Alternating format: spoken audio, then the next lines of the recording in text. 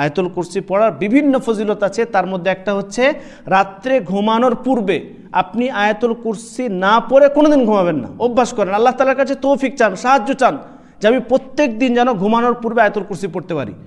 কারণ আয়াতুল কুরসি যে ব্যক্তি রাত্রে ঘুমাবার পূর্বে পড়ে নেয়, আল্লাহ রসুল বলছেন সাল্লাল্লাহু আলাইহি ওয়াসাল্লাম, সেই ব্যক্তির জন্য, যিনি আয়াতুল কুরসি পড়ল, সেই ব্যক্তির জন্য আল্লাহ সুবহানাহু ওয়া তাআলার পক্ষ থেকে একজন রক্ষক ফেরেশতা নিযুক্ত করা হয়। সুবহানাল্লাহ। এবং সেই ফেরেশতা আপনার গার্ড দেয়।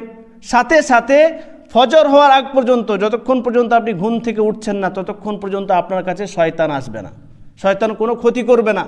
এই যে আজকে আমরা অনেক ধরনের বিভিন্ন ধরনের সমস্যায় ভুগি, রাত্রে ভয় পেয়ে যায়, কত রকম হয়।